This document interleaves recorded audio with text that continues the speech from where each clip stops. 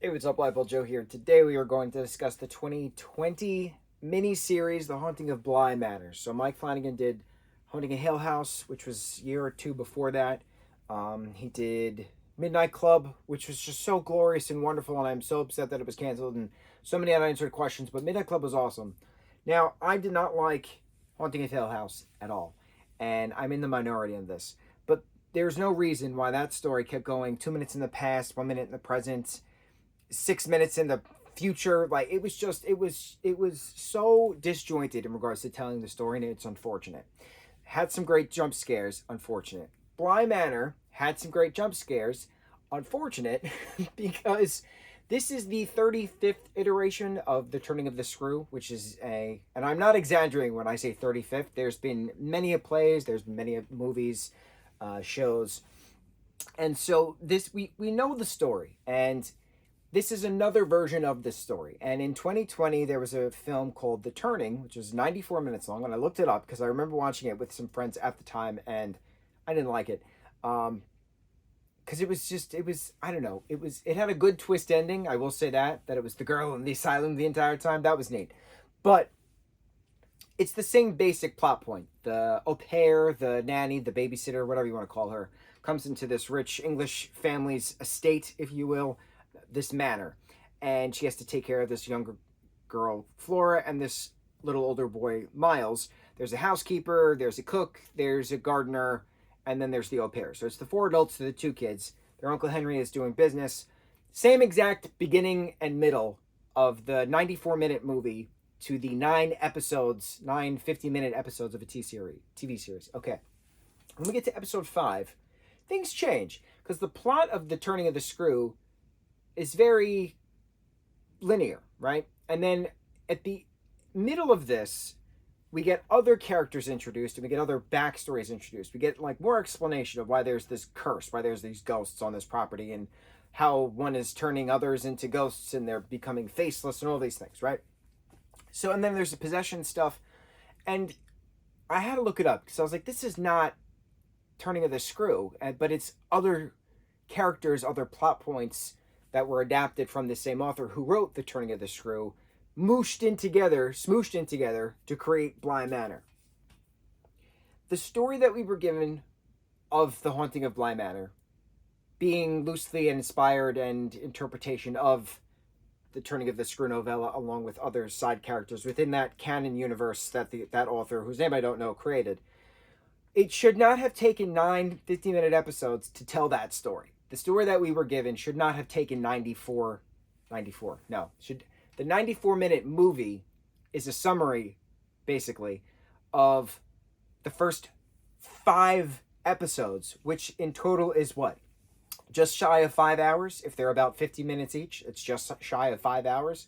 4 hours and 10 minutes, if we're going to be technical. 4 hours and 10 minutes of The Turning of the Screw versus 94 minutes of The Turning of the Screw. Bro, there's no reason why it took 4 hours and 10 minutes from the first 5 episodes to get to where the end of that 90-minute movie was. It's frustrating. And it was like watching paint dry, because there's nothing new, nothing creative. It was just, this is stuff, right? And then who's dead and who's not dead, and ghost existential crisis and things. So I hate that. I hate it.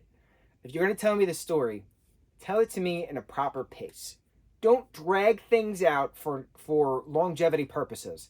I don't need it. It's irrelevant to the flow of this story. In comparison, and we can directly compare to the 2020 film The Turning to the first 5 episodes of Bly Manor. The last 4 episodes of Bly Manor were interesting because it had nothing to do with Turning of the Screw. It was all about then what happens next. You defeat the ghost, or do you defeat the ghost? The ghosties go on their merry way up to their heavenly afterlife, no more purgatory at Bly Manor.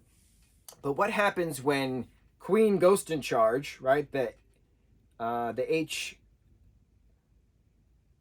HBIC, head boo in charge. Oh, I like it. The HBIC, the head boo in charge. What happens when the head boo in charge refuses to let go and attaches herself then to the au pair?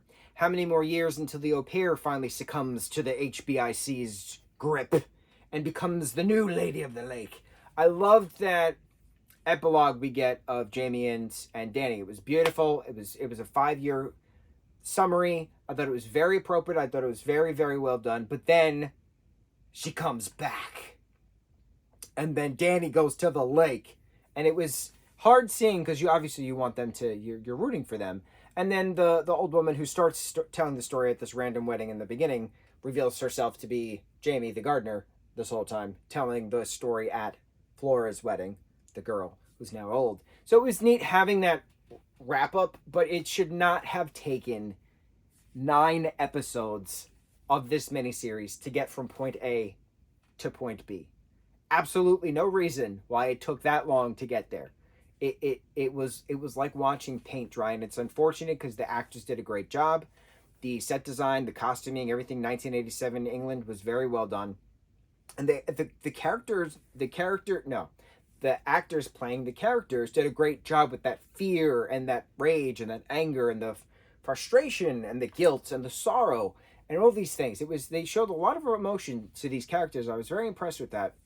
I also like that some of the actors who were in Hill House were other actors within Bly Manor. So it's cool. I like seeing that. And Chucky is doing that now, actually, on Sci-Fi USA's network, that some of the actors are playing other characters. Devon Sawa is now playing a fourth character, technically, in the Chucky franchise, now going into the 3rd season. So I like seeing that. I like seeing the same franchises using the same actors, but for different characters.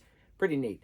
I watched this miniseries because a dear friend of mine, she absolutely loves it, and she was flabbergasted how much I hated Hill House.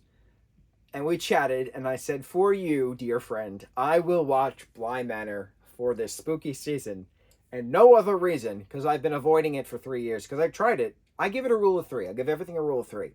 You got 3 minutes, you got 30 minutes, you got 3 episodes. Within 3 minutes, if you're like, all right, and let's see. By 30 minutes, if I'm not enamored, that's it. I'm not wasting my time. If after 30 minutes and I'm like, okay, all right, I'm gonna keep going, and then I'll give it the 3 episodes. So it's 3 minutes, 30 minutes, and then 3 episodes. Rule of 3, 3:33, if you will. By the end of the 3rd episode, if I don't see any hope of this becoming anything magnificent, I'm not wasting continuously more hours watching this. So it turns out I had watched this back in 2020 for 30 minutes, going with my rule of 3, and I don't remember it. I didn't remember it. But then when I rewatched it now, 3 years later, I'm like, oh, I remember, because I literally just watched the movie The Turning about a month before this came out, and I'm like, it's the same. I just watched this. There's nothing new about this. I literally just watched the same exact story. So I said, the hell with it. I'm done. But here we are in 2023, Halloween spooky season. Happy Halloween, everybody. Watched it for a friend because she loves it, and it was like watching a very long play. And who has the time to watch a 9-hour play? It's unfortunate. It happens. We can't win them all. We did it. You can check it off the list. On to the next review. Mucho mahalo.